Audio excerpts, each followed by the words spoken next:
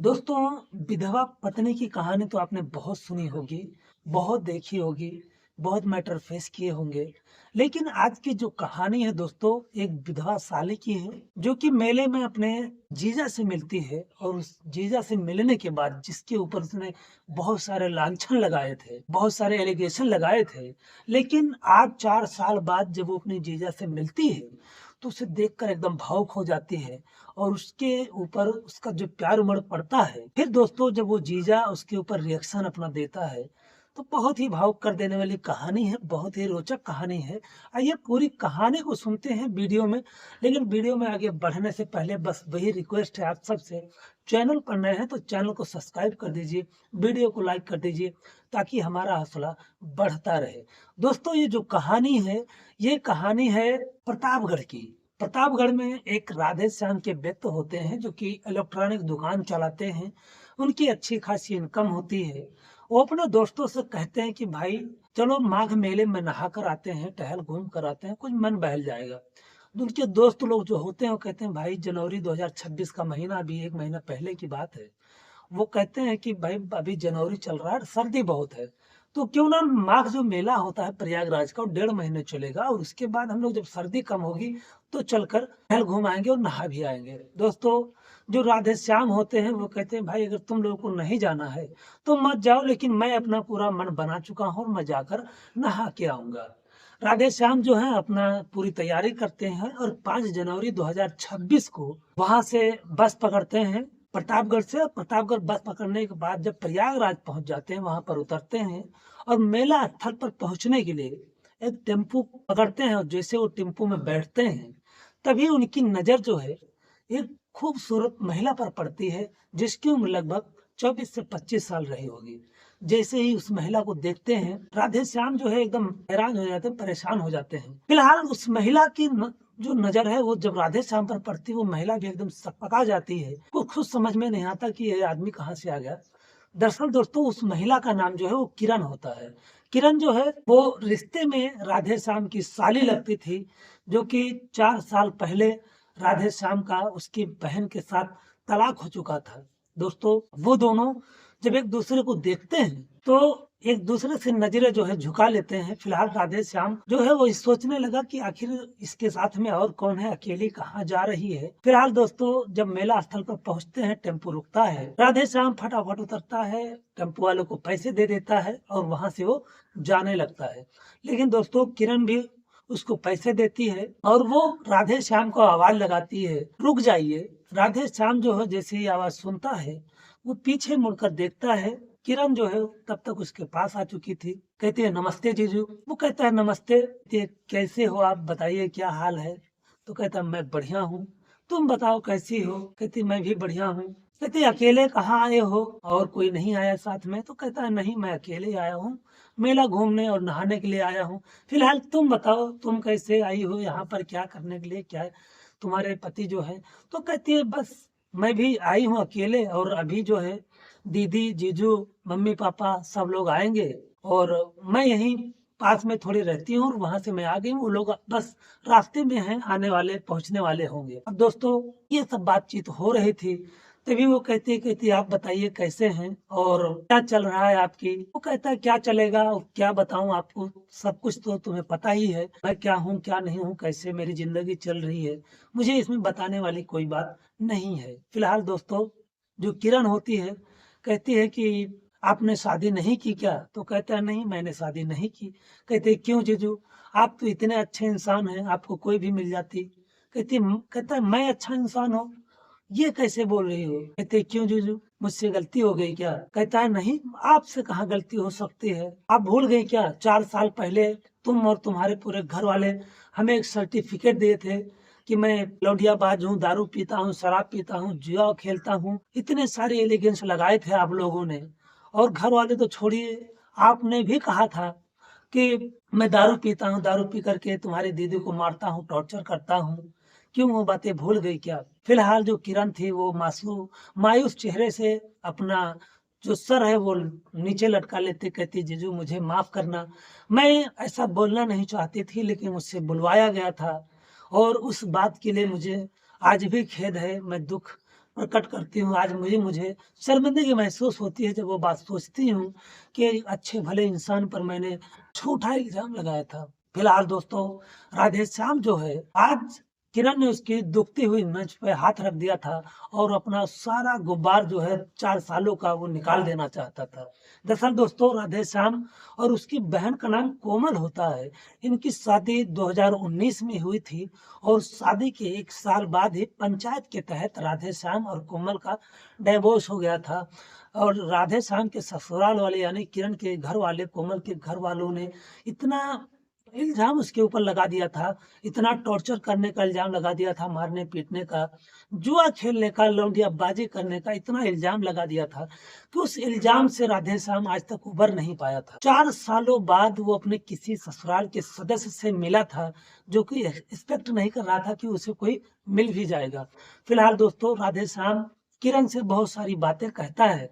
कहता है, तुमने भी तो कहा था, चलो कोई नहीं, आज ना वो पंचायत वाले हैं, ना तुम्हारे घर वाले कोई हैं। तुम सच-सच बताओ, मैं हूँ, तुम हो, बस ये कुछ मेले वाले हैं और सामने गंगा जी हैं। तुम सच बताना, गंगा जी का कसम खाकर बताओ, क्या तुमने एक बार भी मुझे अपनी दीदी को मारते हुए देखी थी? कहती है, जीजू मुझे माफ़ कर दो, मैंने कभी नहीं देखा था और आप बहुत अच्छे इंसान हो। मुझे पता है और मैं आपके साथ में गलत की हूँ, इसलिए मुझे माफ़ कर दो। मैं तब से यही सोच रही थी कि आपको कभी मुझे मिलो, मैं आपसे माफ़ी माँग लूँ। दोस्तों, फिलहाल कहती है, चलिए कोई बात नहीं है, मेला घूमते हैं, आइए, आए हैं आप तो। तब तक जो है दोस्तों, कहता राधेश्याम, नहीं आप जाओ, आपके घर वाले आ रहे हैं, मेरा क्या है, मैं तो अकेला आया हूँ, घूम लूंगा। राधेश्याम जो है वो तब इतना कहकर अपना रास्ता मुड़ जाता है, जाने लगता है। तभी जो किरण है फिर आवाज लगाती है, जीजू रुको। कहती है, प्लीज आप मुझे माफ नहीं किए। उसका हाथ पकड़ लेती है, कहती है, आप मुझे माफ नहीं किए हैं, प्लीज मुझे माफ कर दो। राधेश्याम कहता है, मैंने तुम्हें माफ कर दिया। कहती है, माफ कर दिया क्या? कि बताओ, कभी मेरी याद नहीं आती थी? कहता, याद जब भी आती थी आप लोग की, तो मुझे याद के बजाय गुस्सा आता था, इतना आप समझ लो। उसके बाद तभी इतने में किरण का फोन बजता है। किरण जो है फोन उठाती है, सामने से कोमल की आवाज आती है, पूछती है, कहाँ है तू, निकली कि नहीं निकली? तो कहती है, दीदी आप लोग जाओ, मेला घूमो, और मुझे स्कूल से छुट्टी नहीं मिल पाई। दोस्तों, किरण जो है वो एक स्कूल में पढ़ाती थी, वहीं से वो आई हुई थी। उसकी दीदी कहती है, कोमल कहती क्या हुआ, तू तो सुबह कह रही थी बस अभी मैं निकलने वाली हूँ स्कूल से, और अभी कह रही कि छुट्टी नहीं मिली। किरण कहती है, दीदी बस यूं समझे कि लास्ट टाइम पे मुझे छुट्टी नहीं मिली और मैं नहीं निकल पाई। दोस्तों, किरण की जो माँ है वो जो है फोन ले लेती, कहती फिर तुमने मुझे चूतिया बनाया, हम लोगों को बेवकूफ समझती हो, पहले बोली मैं आ रही हूँ और अभी नहीं निकल रही हो। दोस्तों, जब उसकी माँ बोलने लगी तो जो किरण हो वो फोन काट दी और कट करके फोन को ऑफ कर दी। राधेश्याम जब ये सुनता वो चौंक जाता है, परेशान हो जाता है, कहता है, जब तुम मेले में ही हो तो झूठ क्यों बोली? कहती है, जीजू वो लोग तो कई लोग हैं, मेला घूम लेंगे, लेकिन आप अकेले हो, आप मेला कैसे घूमोगे? मैं आपके साथ में मेला घूमूंगी। कहता है, तुमने मेरे लिए झूठ बोला, मैं विश्वास नहीं कर पा रहा हूँ। कहता है, वो कहती है, जीजू आप अच्छे इंसान हो, मैं पहले भी जानती थी, आज भी कहती हूँ, और हमेशा मैं आपको अच्छे इंसान मानूंगी। दोस्तों, फिलहाल जो किरण होती है वो अपने जीजा यानी राधेश्याम का हाथ पकड़ती है और मेला जो दोनों घूमने लगते हैं। फिलहाल इस बात का ख्याल रखते हैं कि कहीं उसके परिवार वाले अचानक उनको मिल ना जाएं, इसलिए इधर उधर वो देखते रहते हैं। वो लोग मेला घूमते हैं, मेला घूमते घूमते दोपहर का वक्त हो जाता है, लंच का टाइम हो जाता है। एक रेस्टोरेंट में जाते हैं, वो लोग खाना खाते हैं। उसके बाद जो है किरण जो है वो कहती है, जीजू क्या बताइए, आपको याद आती थी तो कभी गुस्से के अलावा और भी कुछ होता था? कहता है, बस गुस्सा ही आता था और कुछ नहीं आता था। फिलहाल अब गुस्सा नहीं आएगा। तो किरण कहती है, ठीक है, गुस्सा नहीं आएगा तो क्या आएगा? कहता है, बस कुछ नहीं आएगा। तो कहते हैं, नहीं ऐसा नहीं है, या तो गुस्सा आता है या तो प्यार आता है, आप बता दो, आप गुस्सा आएगा या प्यार आएगा? कहता है, नहीं मैं कुछ नहीं कह सकता। कहती है, क्यों, बताने में शर्मा रहे हो? गुस्सा नहीं तो सिर्फ प्यार ही आएगा और क्या आएगा? अब वो उससे मजाक करने लगती है। फिलहाल दोस्तों, वो लोग खाना खाते हैं और वहां से फिर निकल कर घूमने के लिए चले जाते हैं। फिलहाल दोस्तों, जिस चीज का डर था वही होता है। अचानक जो है किरण के घर वाले बीच मेले में ही मिल जाते हैं, और जब उसके माँ बाप किरण को देखते हैं और किरण के साथ में राधे श्याम को देखते हैं तो एकदम हैरान हो जाते हैं। तुरंत वो किरण को डांटने लगते हैं, कहते हैं इस आदमी के साथ में तुम घूम रही हो जिससे हमारा कोई नाता नहीं है, कोई रिश्ता नहीं है।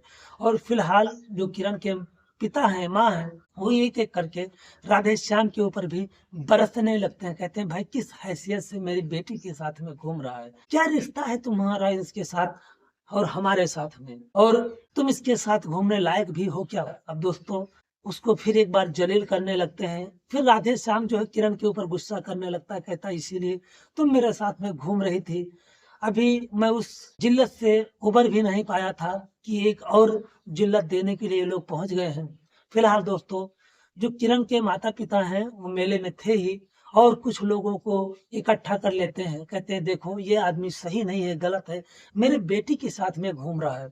मेले वाले जो है वो राधे श्याम को पकड़ लेते हैं। कहते हैं हाँ भाई ये सब मेले में क्या कर रहा है, और देखने में तो अच्छा खासा लग रहा है, लेकिन ये सब करते शर्म नहीं आ रही है। फिलहाल दोस्तों इतने में पुलिस भी आ जाती है। पुलिस जब आ जाती है तो किरण जो है राधे श्याम का बचाव करती है, कहती है देखिए ये हमारे पुराने रिश्तेदार हैं, और जब मेरी उम्र है वो 24-25 साल की है, मैं कोई बच्ची नहीं हूँ, मुझे अपना भला बुरा सब कुछ पता है, और ऐसी सी बात है, सारी कहानी बताती है। पुलिस जो है वो कहती है भाई ये इनका आपसी मैटर है, इसमें हम लोगों को पढ़ने की जरूरत नहीं है। पुलिस जो है वहां से चली जाती है। जो और मेले वाले वहां पर रुके थे तमाशा देखने के लिए, या सोचते थे अभी हाथ साफ करेंगे, तो उनके भी मंसूबे पर पानी फिर जाता है, वो लोग भी वहां से चले जाते हैं। फिलहाल दोस्तों जो कोमल होती है वो भी उसके ऊपर बहुत गुस्सा करती है, और जो उसके माता पिता होते हैं वो भी बहुत गुस्सा करते हैं। किरण जो है वो राधे श्याम को लेकर के वहां से चली जाती है। अब राधे श्याम का जो मूड था एकदम ऑफ हो जाता है, अपसेट हो जाता है, उसको समझ नहीं आता वो करे तो क्या करे। वो गुस्सा करके एक जगह एकांत एरिया में चला जाता है। किरण जो है उसके पीछे पीछे लगी रहती है, और जब देखती है कि राधे श्याम एकदम अपसेट हो गया है तो उसके सीने पर अपना सर रखकर उससे लिपट जाती है। कहती जीजू मुझे माफ कर दो, मेरी वजह से सब कुछ हो रहा है। और फिर जो किरण थे जब राधे श्याम के सीने से लिपटती है तो राधे श्याम जो है एकदम भावुक हो जाता है। उसके शरीर में एक अजब सी गुदगुदी, एकदम अजीब सा फीलिंग होने लगता है। वो कहता है ये क्या कर रहे हो तुम, छोड़ो मुझे। कहती है क्यों, आपको अच्छा नहीं लग रहा है क्या। कहता है नहीं ऐसी बात नहीं है, लेकिन कोई देखेगा तो क्या कहेगा। फिलहाल किरण कहती है जिसको जो भी कहना हो, जो भी सोचना हो वो सोचने दो, मुझे इससे कोई फर्क नहीं पड़ता है। अब दोस्तों किरण जो है वो राधे श्याम से कहती है क्या मुझे अपने घर ले चलोगे।